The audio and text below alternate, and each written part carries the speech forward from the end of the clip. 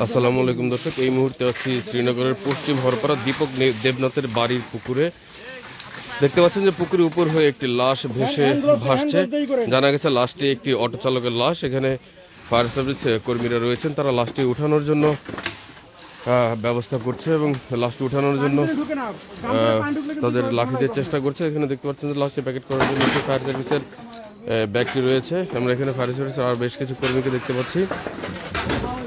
এখনো পর্যন্ত আমরা সঠিক কোনো তথ্য পাইনি যে কে বা লাশটিকে কি হত্যা করা হয়েছে কিনা বা কারা হত্যা করেছে, কে এভাবে ফেলে রেখে গেছে বা কতদিন ধরে লাশটা আসলে এখানে এইভাবে ভাসছে সেই বিষয়ে কিন্তু আসলে এখনো তেমন কিছুই জানা যায়নি। তবে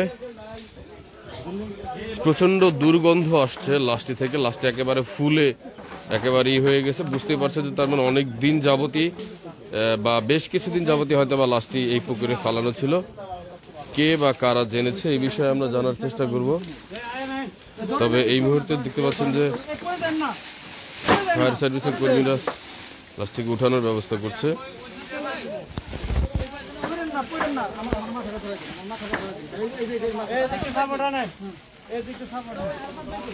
আমরা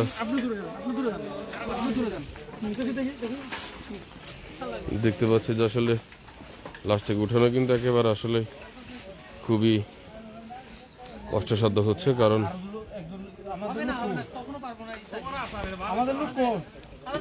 ইতিমধ্যে 4 জন ফায়ার সার্ভিস কর্মী এখানে লাশটি উঠানোর জন্য কাজ করছেন। তারা পারবে না বলে আরো বেশ কয়েকজনকে ডাকার চেষ্টা করছেন।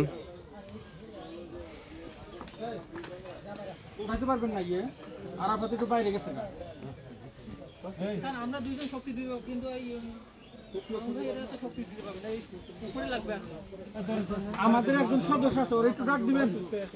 ওর হয়ে গেছে। লাশটিতে এত পরিমাণে দুর্গন্ধ ছড়াচ্ছে যে ইতিমধ্যে একজন অসুস্থ হয়ে গেছে। লাশটির দুর্গন্ধে প্রচন্ড বমি